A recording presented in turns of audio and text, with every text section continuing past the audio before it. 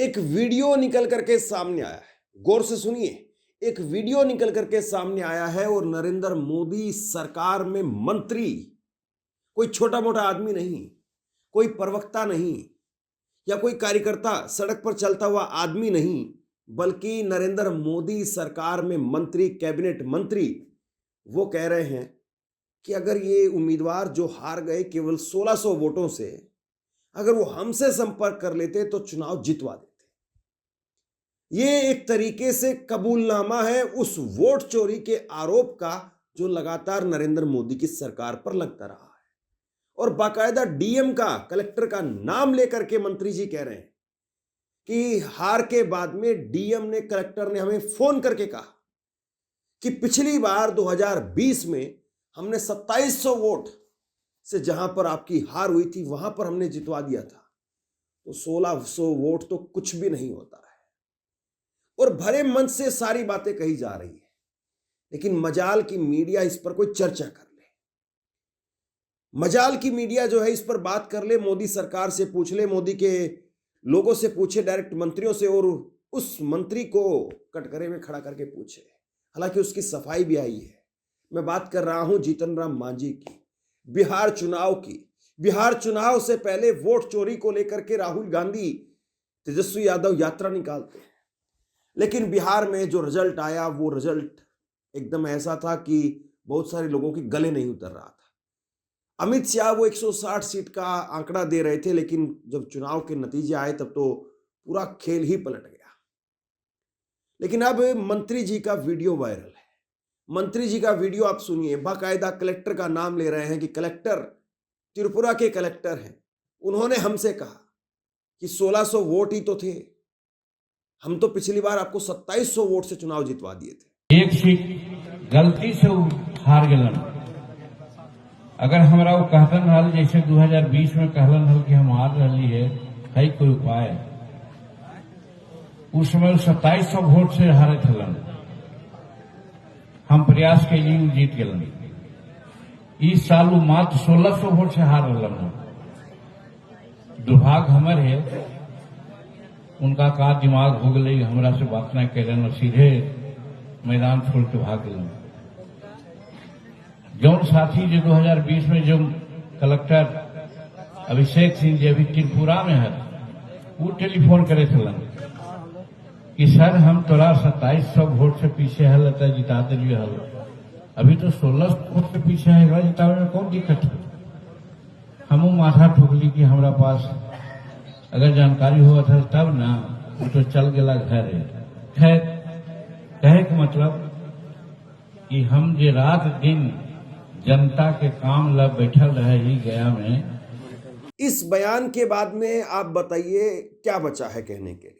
अब इस पर जितना मर्जी लीपापोती की जाए, लेकिन जो सच्चाई है, जो अंदर की बात है, क्या वाकई वही लबों पर आई है?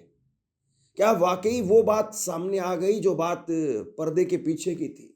ये बहुत बड़ा सवाल है। ये बयान दिया है इन्होंने 14 तारीख को, 14 दिसंबर को ये बयान दिया, और 20 तारीख को ये बयान एक हफ्ते बाद में सामने आया है। और 14 दिसंबर को इन्होंने बयान दिया, इसमें ये कह रहे हैं कि 2020 में हारते हुए प्रत्याशी को डीएम से बात करके जितवा दिया था। हम 6 में से 5 सीट जीते, टिकारी सीट हम गलती से हारे हैं। 2025 में प्रत्याशी ने हमसे संपर्क नहीं किया, तभी हम हार गए। वोट चोरी पर जीतन राम मांझी का ये कबूलनामा है। तो एक तरीके से आप कहिए कि साहब यहां तो सीधे तौर पर सामने आकर के बातें कह दी गई। अब नरेंद्र मोदी कहीं ऐसा ना हो कि इनसे ये सच बोलने के लिए, या फिर यूं कहें कि ये जो बात थी, जो पर्दे के पीछे की बात थी, उसको सामने रखने के लिए कहीं इस्तीफा ना मांग ले। अब इसको लेकर के कांग्रेस हमलावर है, इसको लेकर के वहां की विपक्षी पार्टी, मुख्य विपक्षी पार्टी आरजेडी, वो हमलावर है। और सुप्रीम कोर्ट के वकील जो कि एसआईआर का मसला, वोट चोरी को लेकर के सुप्रीम कोर्ट में लड़ाई लड़ते रहे, अभिषेक मनु सिंघवी, वो हैरान है। अभिषेक मनु सिंघवी, उन्होंने एक ट्वीट किया, और ट्वीट करके अभिषेक मनु सिंघवी ने कहा कि जीतन राम मांझी को खुले मन से चुनाव कैसे जिताए जाते हैं का कबूलनामा सुनकर के मैं बिल्कुल भी अचंभित नहीं हूं। केंद्रीय मंत्री खुद बता रहे हैं कि मशीनरी अफसर और सिस्टम मिलकर के कैसे वोट चुराते हैं।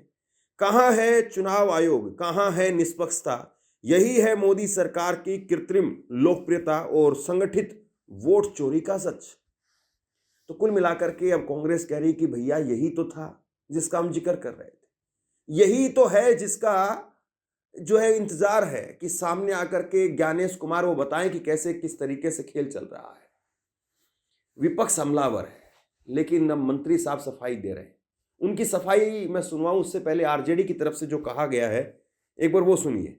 आरजेडी ने कहा है कि ये भारत सरकार में कैबिनेट मंत्री बिहार के पूर्व मुख्यमंत्री और हम पार्टी के संरक्षक श्री जीतन राम मांझी जी हैं, जो ठगेश कुमार जैसे पिद्दी पालतू आयुक्त के मुंह पर करारा तमाचा जड़ डंके की चोट पर खुले मन से चुनाव में नतीजों में हेराफेरी, मशीनरी और धांधली से चुनाव जीतने का शाही फॉर्मूला बता रहे हैं। ये बता रहे हैं कैसे इनकी पार्टी ने 2020 में 2700 वोट से हारने के बाद में भी टिकारी विधानसभा का चुनाव जीता था, और कैसे त्रिपुरा कैडर के 2006 बैच के बिहार में डेपुटेशन पर पदस्थ तत्कालीन भ्रष्ट जातिवादी निकम्मे नालायक और नाजायज जिलाधिकारी अभिषेक सिंह ने अपनी शपथ भूल बाबा साहब के संविधान की धज्जियां उड़ाते हुए अनैतिक तौर पर चुनाव जिताने में इनकी मदद की थी।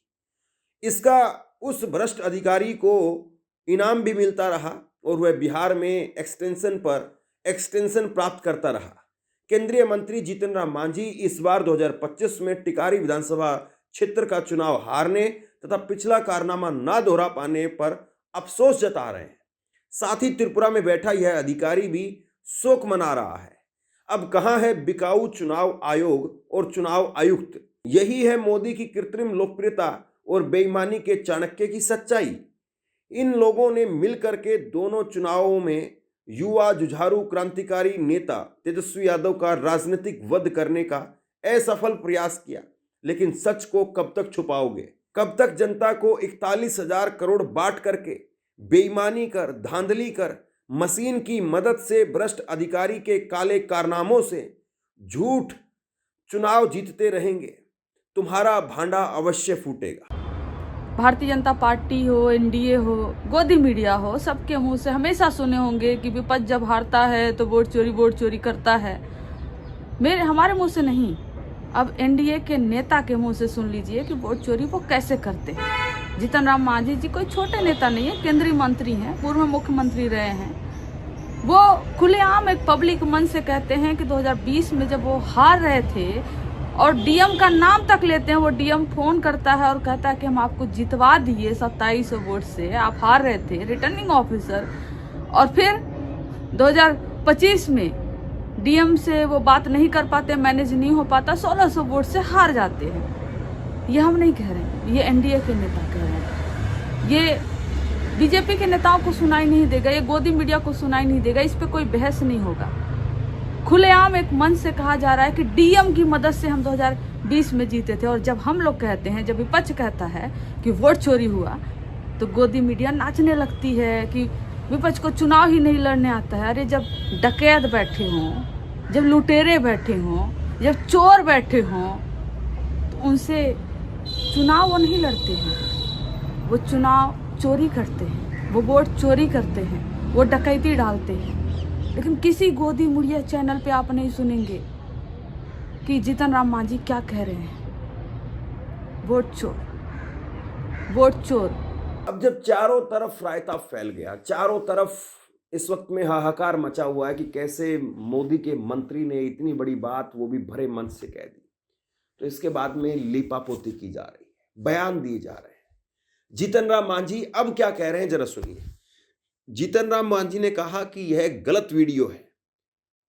पुनर्गणना के आंकड़े मांगे जाते हैं। साल 2020 में पुनर्गणना के बाद में हमारा उम्मीदवार जीत गया था। मेरा कहना था कि उन्हें टिकारी से हम के उम्मीदवार अनिल कुमार को भागना नहीं चाहिए था और पुनर्गणना करवानी चाहिए थी। हमने उनसे तत्कालीन डीएम अभिषेक सिंह से मांगा था, हमें पुनर्गणना के आंकड़े दीजिए, और उन्होंने दे दिए थे। अब यहां पर ये साहब बड़ी सफाई से बता रहे हैं कि देखिए साहब, अगर कोई आदमी बहुत क्लोज मार्जिन से हार जाता है तो घर नहीं भागना चाहिए, वहां पर बैठ करके और फिर से ये मांग की जानी चाहिए कि फिर से गिनती की जाए, और फिर से गिनती में इस तरह से क्लोज मार्जिन की जो सीटें होती हैं वहां पर नतीजे बदल जाते हैं।